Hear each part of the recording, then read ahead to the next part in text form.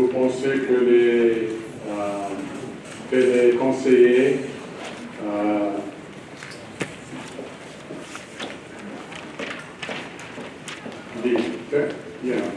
ne restent pas avec la compagnie parce que c'est parce que la compagnie ou parce que c'est le manager. Alors, qu'est-ce que je pense? Donc, pour moi, c'est les deux, mais premièrement, je vais parler de la compagnie, parce que des fois, si la compagnie et la culture ou la vision n'est pas au même trajet comme de l'individu, donc il y a un peu de mécontente ou ils ne sont pas au même longueur. Donc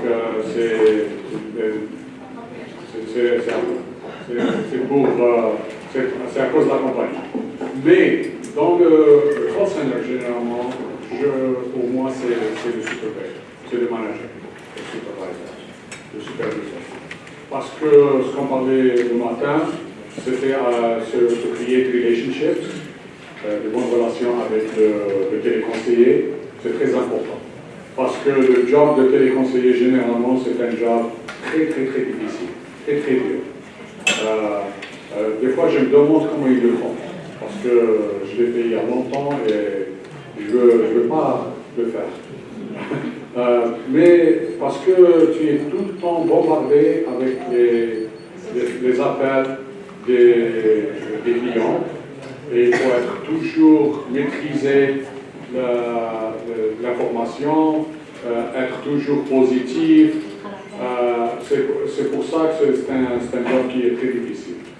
Donc, en même temps, si le superviseur il n'a pas créé une bonne relation avec le téléconseiller et il y a une mécontente entre les deux, toujours c'est la raison. Et j'ai entendu plusieurs fois quand les téléconseillers, même des fois les superviseurs, les managers, je les demande pourquoi tu quittes la compagnie, ils disent parce que je ne m'entends pas bien avec mon manager. Donc c'est le job of the manager, c'est très très très important.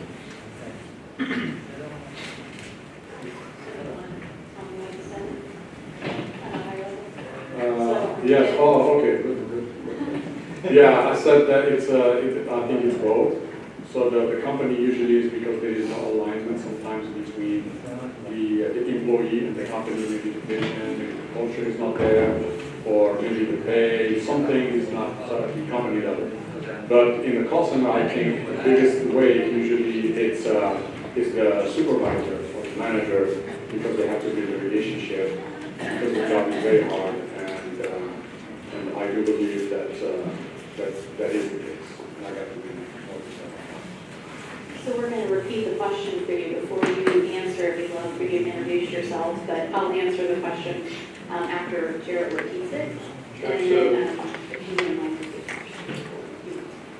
So in your experience, do you think people leave managers and not companies?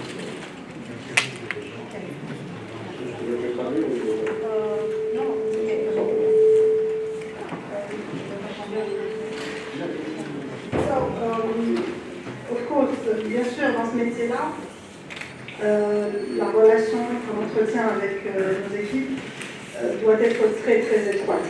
Donc, c'est vrai que oui, il y en a beaucoup, il y a un bon pourcentage des équipes d'agents qui quittent le centre d'appel à cause de leurs responsables directs généralement, c'est-à-dire des superviseurs, parce que pour une raison X ou Y, principalement basée sur le relationnel. Parce qu'en fait, le profil profil d'agent qui est mis en place dans un centre d'appel est très particulier. En général, c'est des jeunes diplômés, il y en a aussi des étudiants. On peut avoir aussi aujourd'hui des personnes qui ont fait leur carrière, c'est des retraités, qui veulent avoir encore une activité. Donc ça reste des profils, on va dire, qui ne vont pas se projeter dans une carrière au sein du centre d'appel. Comme on le disait tout à l'heure, la durée de vie d'un téléconseiller, elle est en moyenne d'1 an et demi à 2 ans, dans la plupart des cas.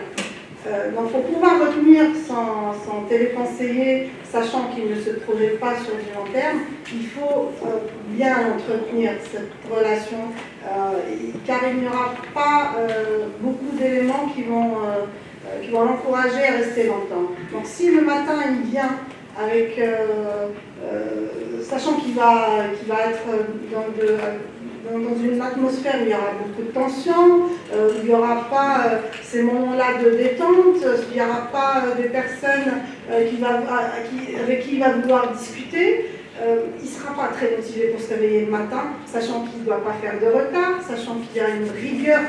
Il faut savoir que la rigueur, elle est très primordiale dans ce domaine.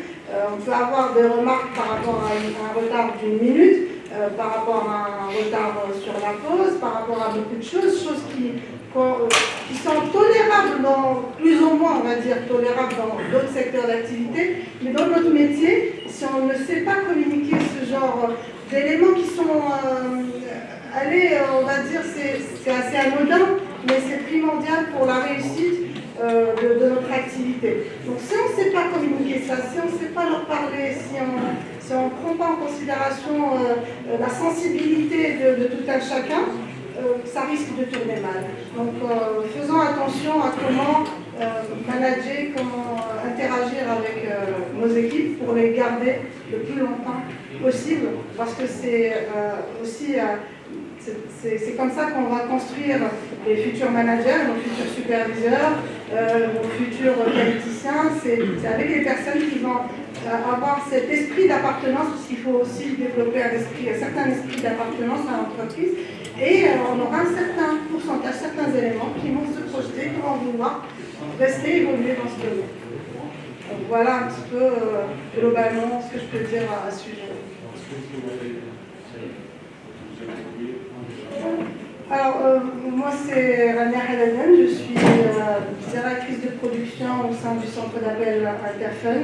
C'est un centre d'appel qui existe depuis 2008. Nous sommes un centre d'appel aujourd'hui actif sur 200 positions et c'est un centre d'appel extensible à 400 positions. On travaille sur des missions offshore avec principalement des clients français vu la francophonie, vu qu'on est un pays francophone. Et aussi, on a notre plus gros volume en inshore pour de la réception d'appels et des missions d'appels, principalement avec un client dans les télécoms et d'autres clients aussi en inshore pour des missions ponctuelles ou sur du long terme. Voilà en gros, globalement. Merci. So I'm going to answer the question with an example. So in my previous life, we introduced a new product for a specific target market.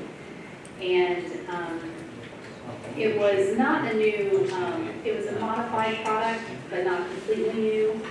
But it was a whole new department, and there was a lot of pressure to produce. And we had a fairly, probably 15 to 20 associates, probably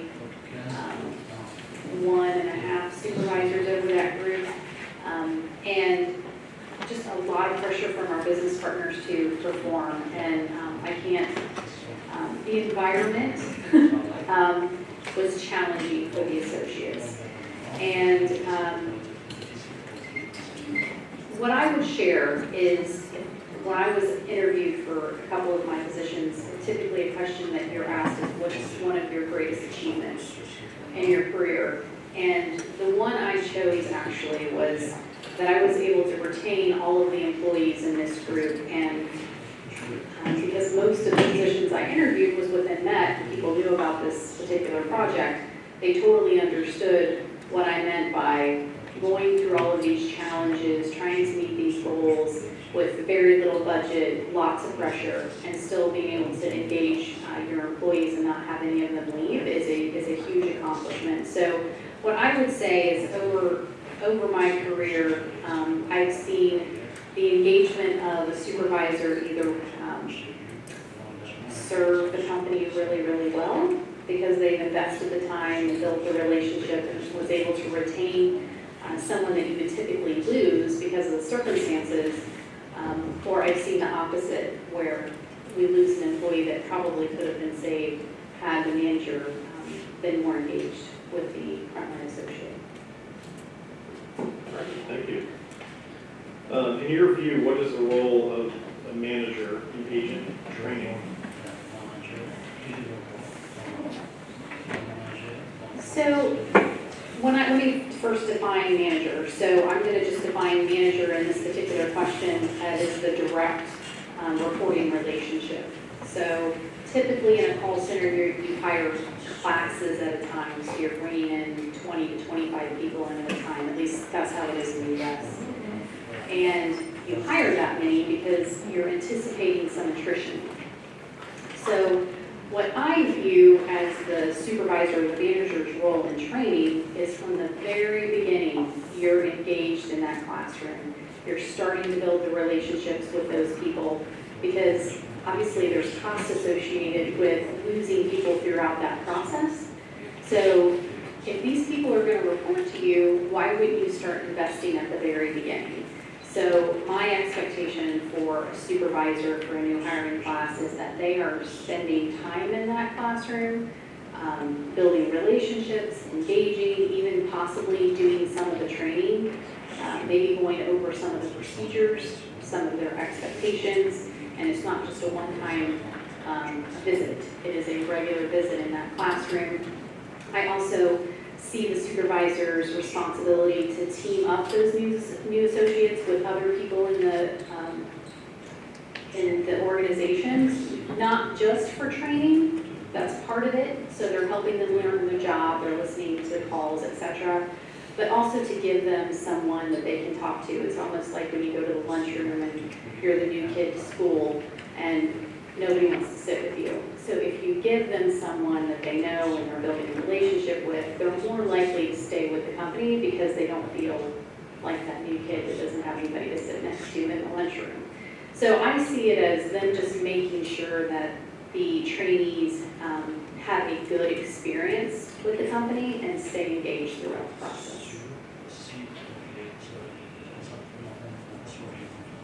Yeah, so I think I don't want to repeat everything that you said because you said it really well.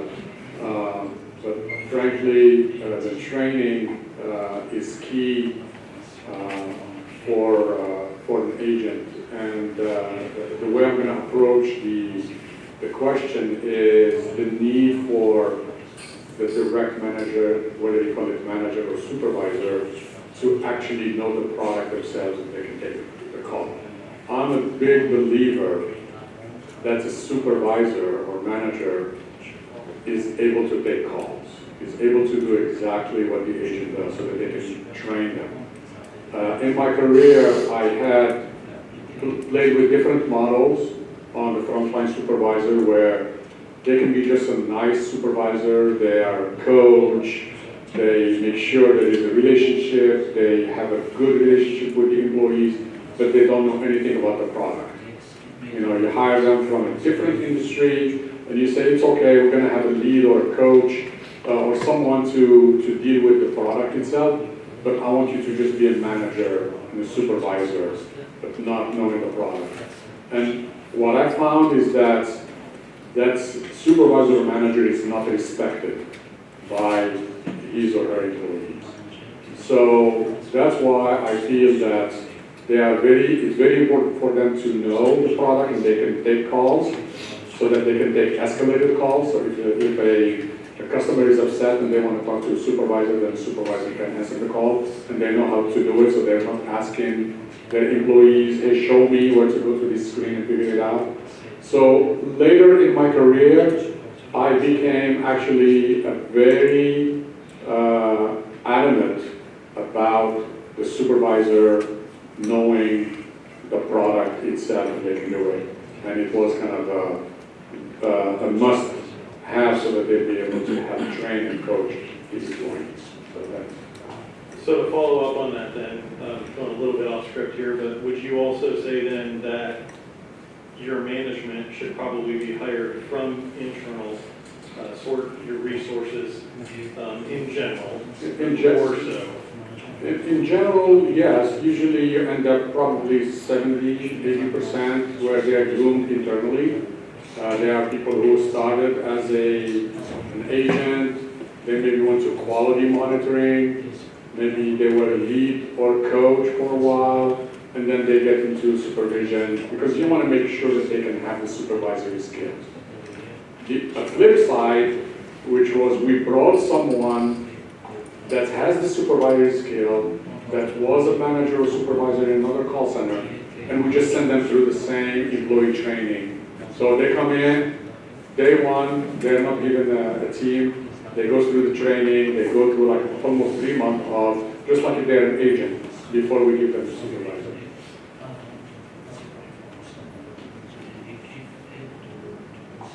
All right. In your experience, my screen wants to do. In your experience, what is the optimal day in the life of a supervisor or manager? Day in life, tu veux dire qu'est-ce qui est le rôle du manager pendant la journée? Qu'est-ce que tu penses qu'il doit faire? Tu vois? Supervisor. Alors, en qualité de superviseur, on a en général un planning et un rituel à respecter donc, tous les jours. Donc, la journée commence toujours par un contact, un brief rapide avec toutes ces équipes.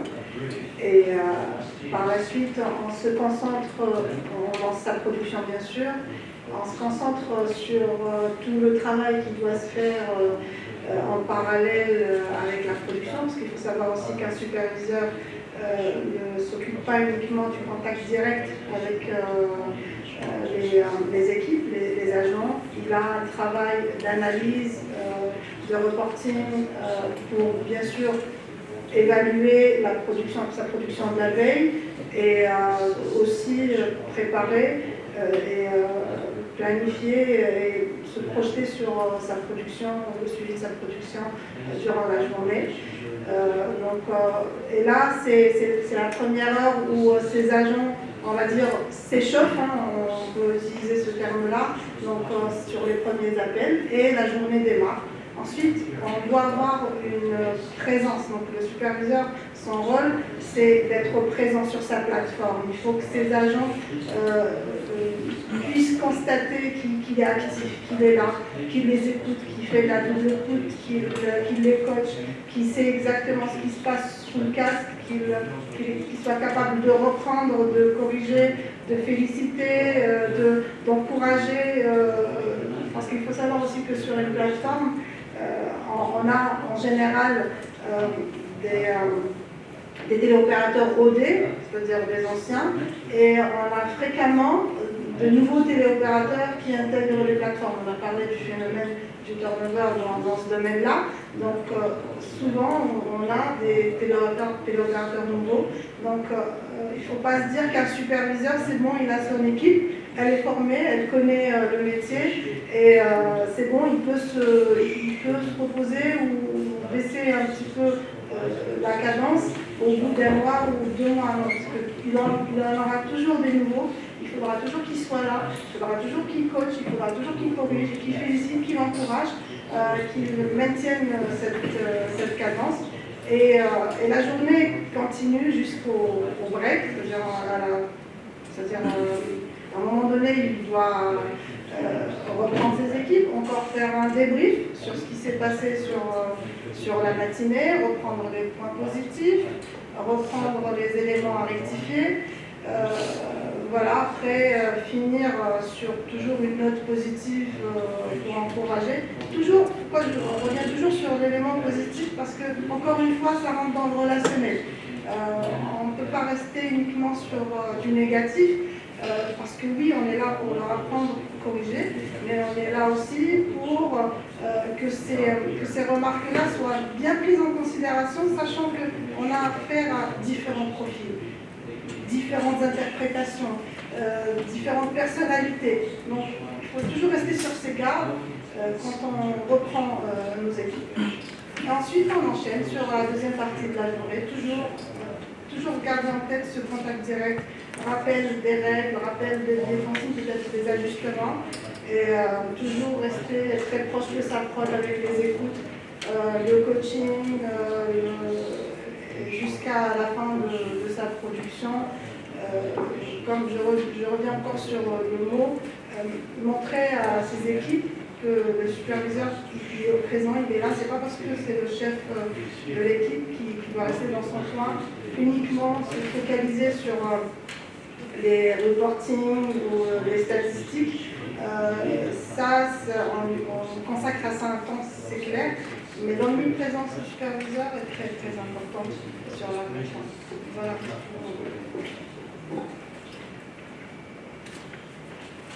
So I'm going to basically say a lot of the things that you just said. I'll try not to repeat too much, but in the most ideal world, if there weren't all of these other things, you have the supervisor sitting out among their associates, and they're completely available to their associates all day long. That is the most ideal state. But I think we all understand that that is not possible because they have other responsibilities. They have everything that you just talked about. They have to answer questions, they're coaching, they're listening to calls, all the stuff that they have to do. They're putting chores on. They're asked to put on a recognition event. So the model that I've seen work the best to support the floor is to have a resource line to ask procedural product type of questions. So the associate can either call the line or use instant messenger to ask questions. And then there's at least one supervisor, depending on how many associates you have on the floor, that is walking the floor. So they're kind of on schedule. So there's always a supervisor that's available for whatever the case may be.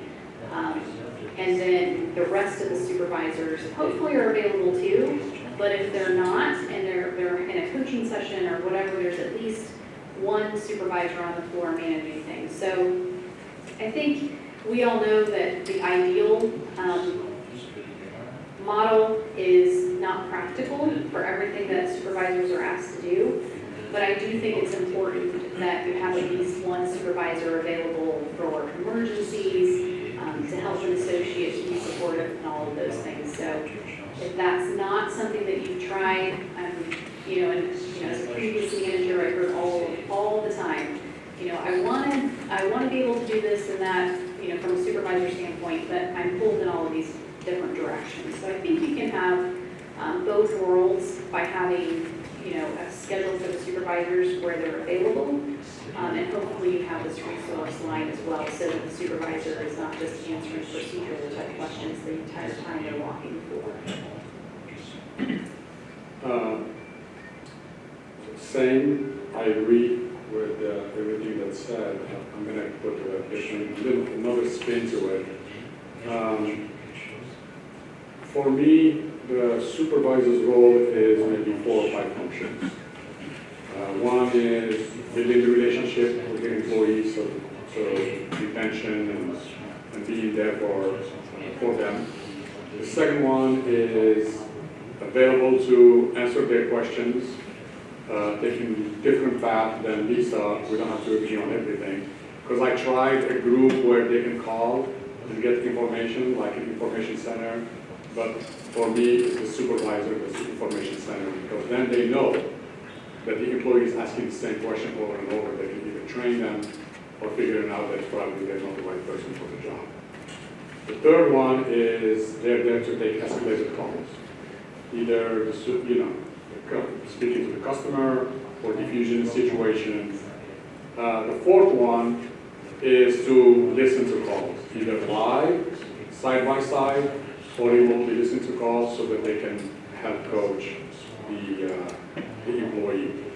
And then the fourth one, to be a cheerleader. I don't know if that's the word we use but the one that's kind of always being there as the supporter, the l'équipe. So that's for me, the 5 things. But in reality, I agree that they're pulled into reporting, they're pulled into projects, they're pulled into doing different things.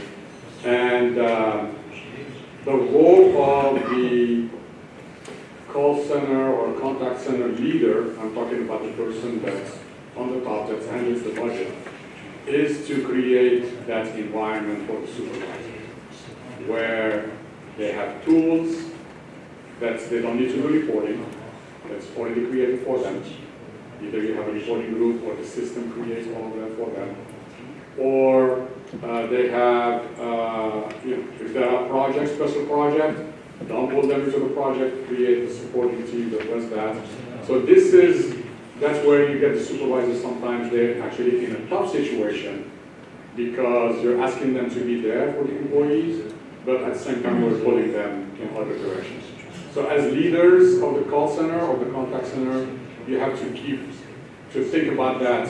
Are you asking them to do something and you're actually doing something else to really make them not do it? So that's something that I have to struggle with as a leader of that organization and trying to create that environment. Now, we were able for like 1 year or a year and a half to create an environment like that. But what we ended up finding out is that there were some supervisors that loved reporting. And now they could not do reporting anymore. They love to be on project. So they're always in meetings, they were always doing stuff.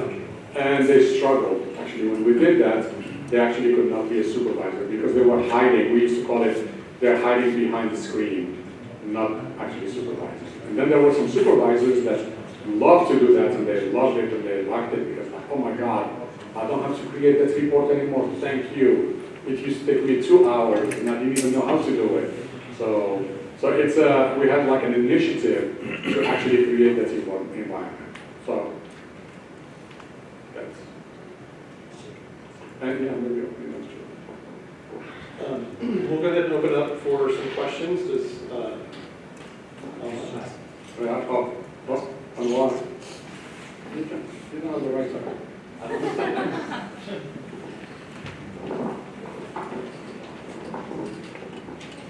Et je vais essayer de faire la traduction, si ça va.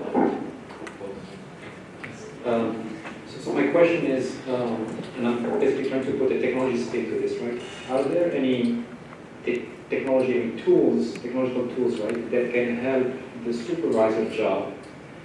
And if not, is there an opportunity there?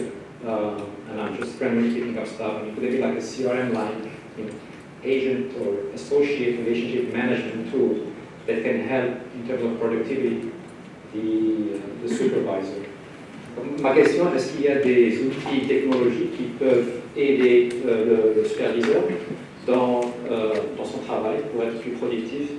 Et un exemple pourrait être un logiciel comme un CRM, mais pour aider la gestion, plutôt un téléconseiller management relationship. I'm going to answer that question. I'm going to say yes. The issue is change management. The issue is not, the tool exists, and they exist, they're out there. So if you have a telephony switch like Avaya or Genesis or anyone out there, they give you all the information, real time on your fingertips, and they give you alarms and all of that good stuff, right? That you know what's going on. So if you want your supervisor to sit there and watch and decide is Abdul on the phone, is not on the phone, yeah, the tool is right there and you can decide to do that. Now you're taking time away from that. When we did we called it Frontline Supervisor Initiative, when we did that, we said, we took actually all that access from the supervisors. So they could no longer go to Avaya. They could not see what's going on. And we gave that to a separate group We just had like 2 or 3 people. They were a consult group. They sit there and they watch all day. And they were the one calling Jared or calling Abdul and say, hey, you got off the phone, get back on the phone. So because for me it was better to have someone watch it real time than have a supervisor sitting there versus coaching versus doing escalation. But there were some supervisors who didn't like that. Because again, they were hiding behind the screen and it was easy for them to watch the information versus coaching.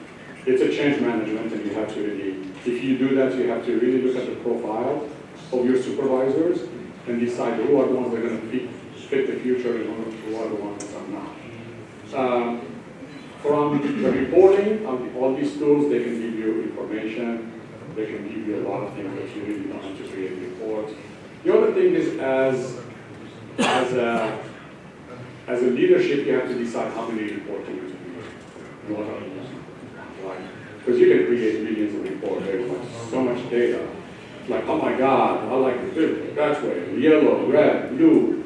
You know, then you have like, and a lot of them. So, but there are some reports that you can do. So there are a lot of tools out there that actually can help the supervisor out. Even from the quality monitoring now, there is like speech analytics that the system is monitoring, is listening just to every call, and they're sending messages to supervisors like, hey, Abdul just got angry with the customer on this call. Right now, he's angry with the customer on this call. And now you, as a supervisor, even if you're doing something else, you get the alarm and you can jump in, you listen to Abdul, and you can coach him on the side. It's like, hey, Abdul, can you put the customer on hold?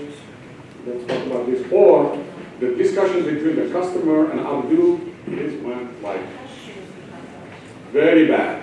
And then you can get like super red alarm that says, you need to take over this call. And then you can jump in as a supervisor and just say, hey, I'm the supervisor of Abdul, and I'm sorry about everything that he's been saying. I'm going to fire him, and by the way, I'm taking over the conversation. So the tools exist right now.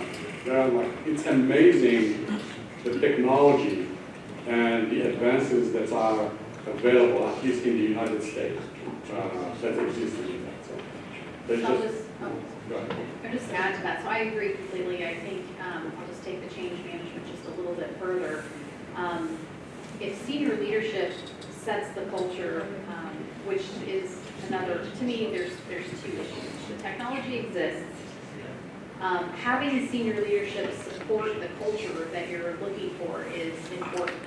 So you have to have a leadership team that says, okay, we do want the supervisors to do these 5 things, therefore we're willing to simplify reporting, et cetera, et cetera. So that's, to me, that's the one challenge. The other challenge is you can set the supervisor up for success, but if they're not willing to adapt, meaning I want to do that report the way I want to do that report, and I've always done it that way, and I don't care that they're telling me I don't have to do it anymore. That's the other challenge. So I absolutely agree with Abdu. If the technology's there, it's getting support of senior leadership and making sure that your team of management is willing to adapt to the vision. And I think that a lot of times goes back to how you communicate and are you involving them in the discussions and where you're going. So, think of your change management process when you're going to change your models. Je voulais aussi rajouter par rapport au CRM. Donc aujourd'hui, les CRM, la technologie existe, elle est là. On peut faire plusieurs configurations, comme on disait, retenir les chiffres parlants, pertinents, qui vont nous aider à gérer notre plateforme. Un superviseur, oui, on a besoin de lui présent sur la plateforme, présent pour ses téléconseillers, mais on a absolument besoin de ces outils-là pour avoir une vision, parce qu'on peut configurer, on peut voir les chiffres qui nous intéressent. Donc du coup, si on a une plateforme avec la moyenne de 12 à 15 agents, je ne peux pas savoir ce qui se passe individuellement chez chacun, mais les chiffres que j'aurai sur mon CRM vont me pousser à agir chez tel agent ou chez tel agent, me concentrer sur celui-là par rapport à celui-là, par rapport à plusieurs éléments, comme en faisant attention au délai de temps moyen de traitement d'appel, au nombre de fiches traitées, au temps moyen de wrap-up, au temps moyen. Donc, c'est des éléments qui vont orienter, qui vont aider, on va dire, le superviseur dans ses actions en temps réel. Parce qu'on a réellement cet outil technologique qui nous donne les informations en temps réel. Voilà. C'est un support non négligeable pour la gestion de la plateforme.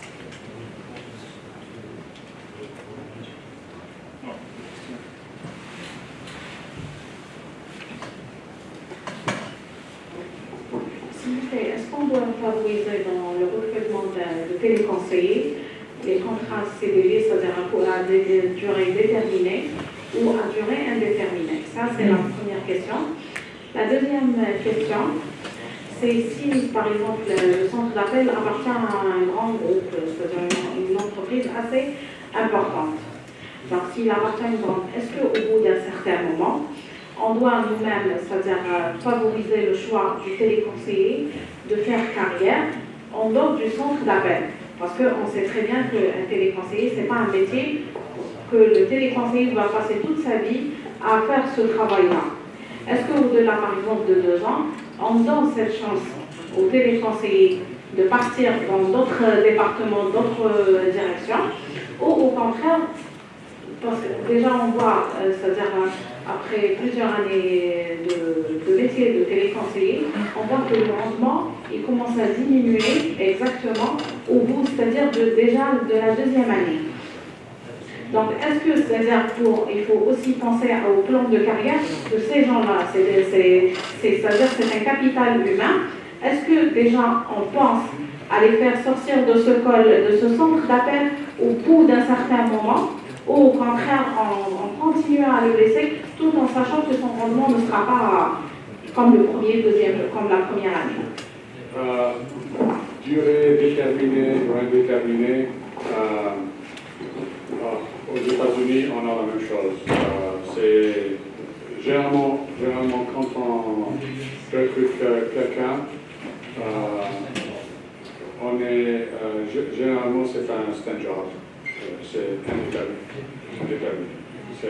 Mais aux États-Unis, tu peux licencier la personne sans aucune raison.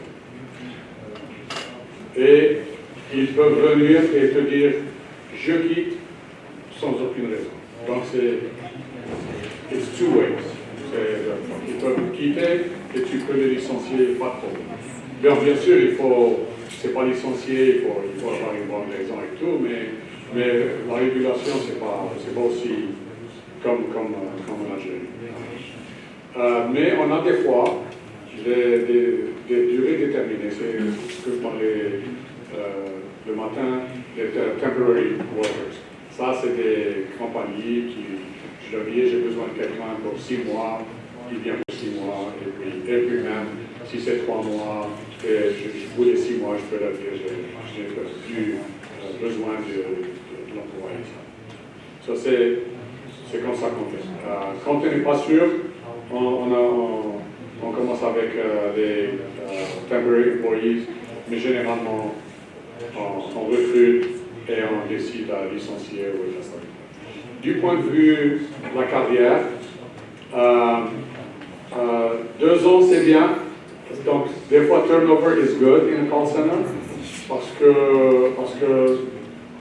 c'est un job qu'une personne ne peut pas faire 5 ans ou 6 ans. Et comme tu vous avais dit, après 2 ans, ça commence à bien. Moi, je suis en sales, tu es toujours motivé parce que tu fais beaucoup d'argent, c'est une autre chose. Mais en service, 2 ans, c'est bien. Mais on a toujours des parcours de carrière dans les grandes compagnies que j'ai travaillé. Et c'était comme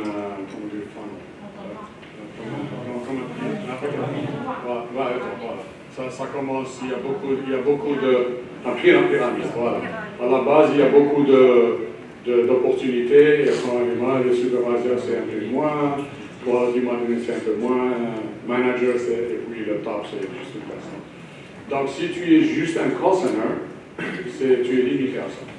Donc, la carrière, c'est un peu difficile. Mais si tu travailles, vous êtes une très grande compagnie, comme on était avec les grandes banques ou MetLife ou les grandes assurances, il y avait d'autres départements.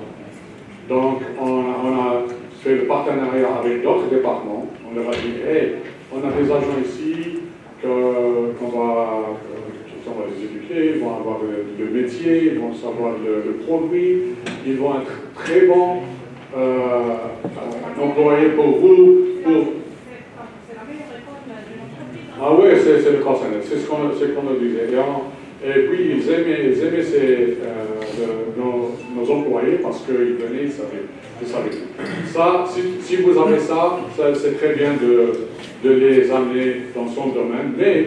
Mais c'est ce qu'on disait le matin, le development plan, il y a coaching, il y a development, c'est dans le development plan, on parle avec les employés, qu'est-ce que vous voulez faire, qu'est-ce que vous avez envie de faire, quelles sont les capacités. Des fois, on prend des tests de personnalité pour voir ce qu'ils peuvent faire, est-ce qu'ils peuvent être un supervisor ou non, et puis on leur donne des formations et tout pour les orienter, merci, vers la carrière.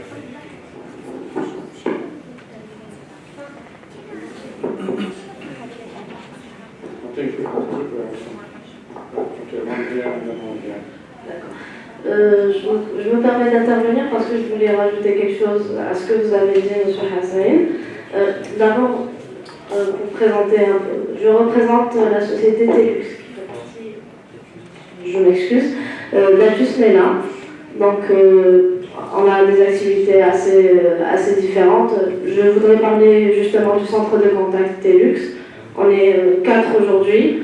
On a tous été téléconseillers, aujourd'hui les managers, je suis responsable marketing, une manager aussi, et une responsable de contrôle qualité. Donc il faut savoir que évoluer dans un centre d'appel, c'est pas obligatoirement parce qu'on est un grand groupe, qu'on va aller vers autre chose, on peut aussi faire des carrières très intéressantes à l'intérieur même du centre d'appel, ça c'est une chose. Et deuxième chose aussi, en parlant de contrats CDI et CDD, pour ma part, je parle aussi de la stratégie, de la politique un peu qu'on a au sein de notre entreprise, encore une fois. Je pense qu'un contrat à durée déterminée est beaucoup plus valorisant pour un téléconseiller. Après, ça reste mon point de vue personnel. Et en matière de... Madame avait dit que le métier de téléconseiller n'était pas forcément un métier qu'on peut faire toute sa vie. Il faut savoir que tous les téléconseillers ne sont pas forcément faits pour être superviseurs ni pour autre chose. Ils sont peut-être juste de très bons téléconseillers. Ils ne sont pas forcément obligés d'évoluer vers un autre poste. Il y a des agents qui restent éternellement sous le casque et qui le font très bien, qui gardent le même rythme et la même rentabilité. Ça dépend tout simplement du profil de l'employé. Ça dépend aussi parfois de la stratégie de l'entreprise et des objectifs de l'entreprise, à mon avis.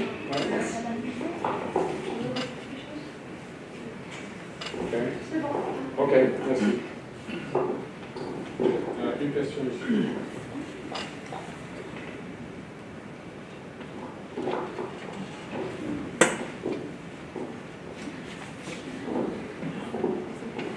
Bonjour.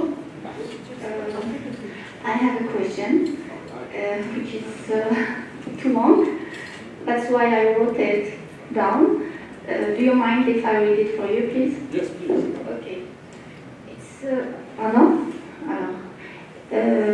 It is estimated that under normal conditions, a mobile operator's call center should be staffed with a large number of agents to answer clients' queries, especially if the organization has a large number of subscribers and covers at a national level, which is the case of Mobilis.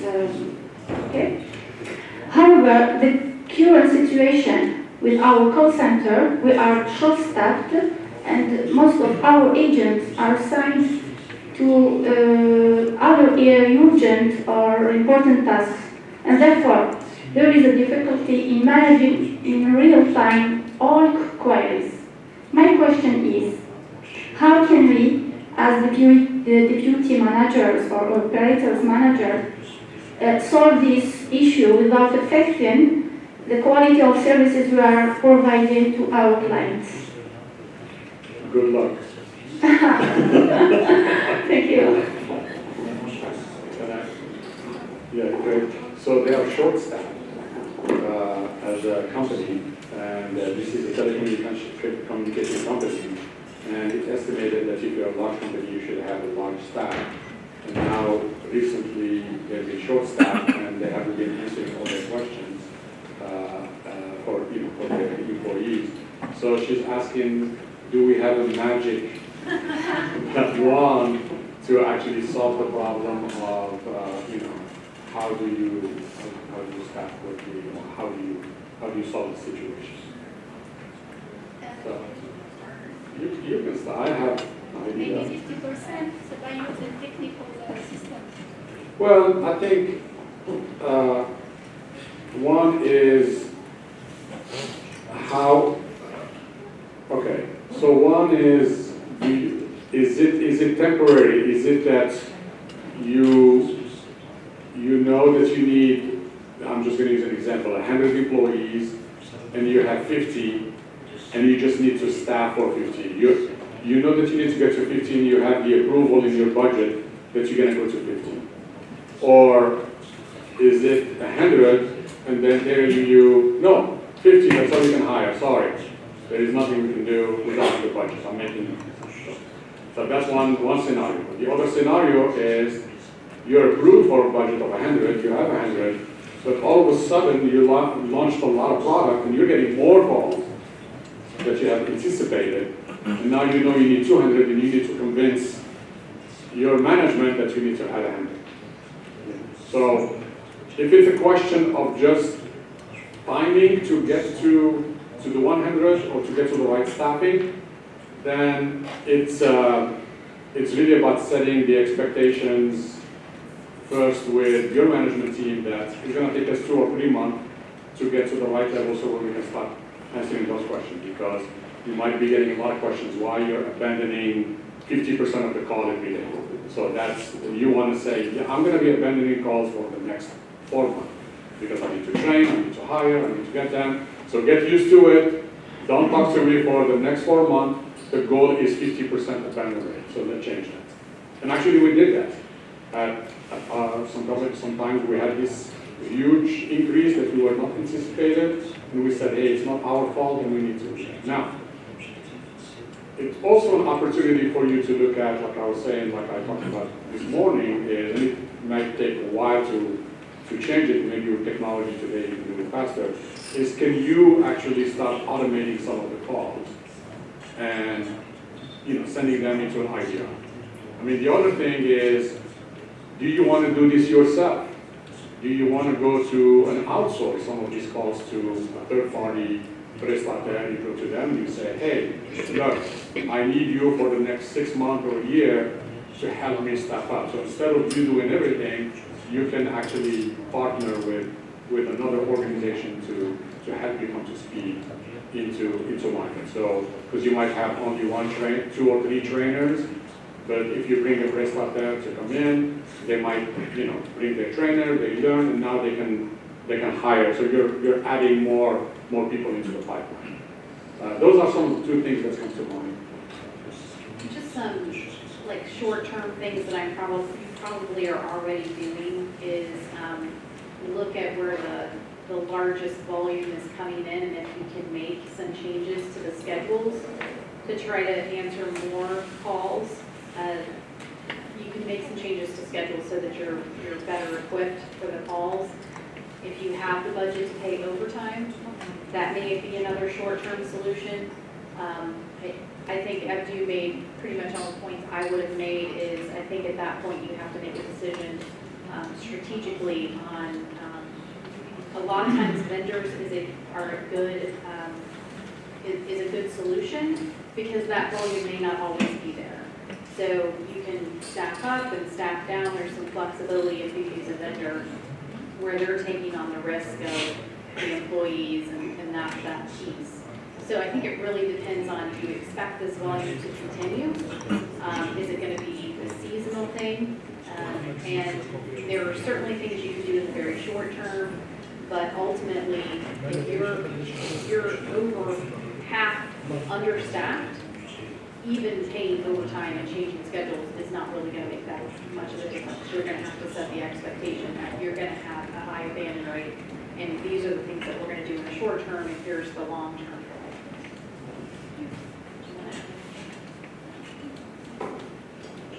Maybe a comment on this.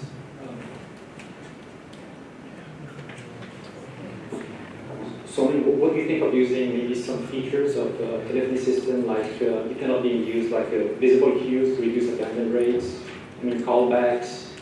Yeah. What do you think of that? That's a good point.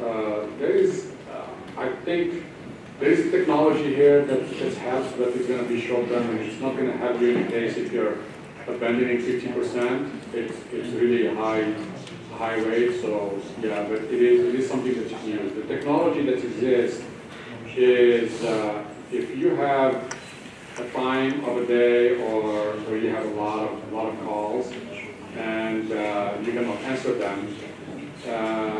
In your telephony, you might have created a good information to be able to give you what is the average wait time is going to be. It's kind of predicting that at this time of the day now I'm getting this many calls.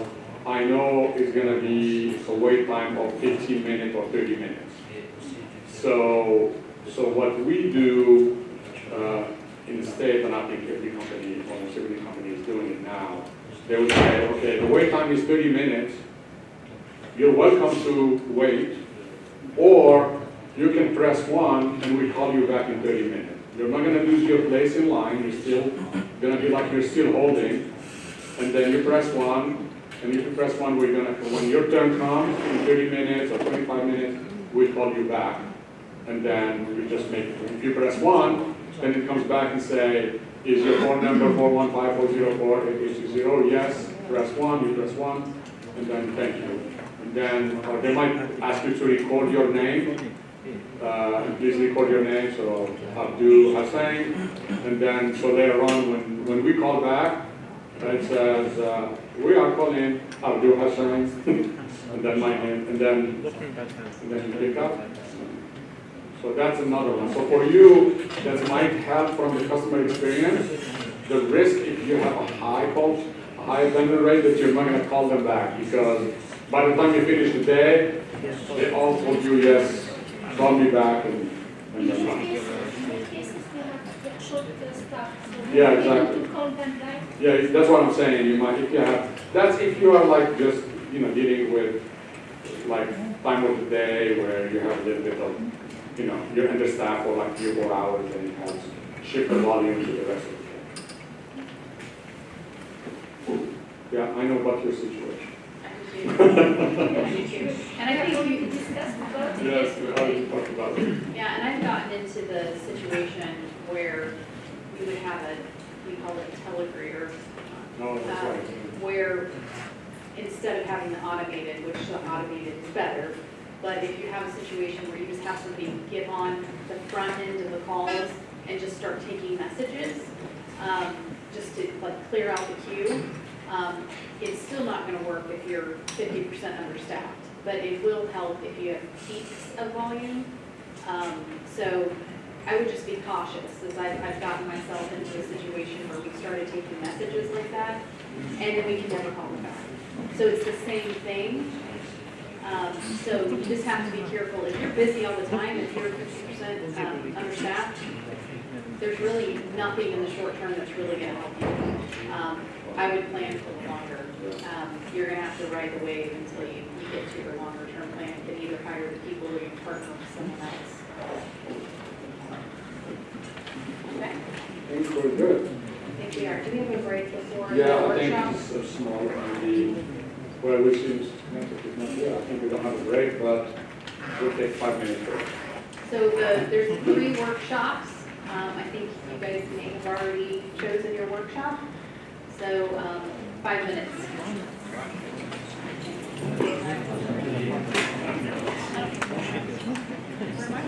So we'll figure it out.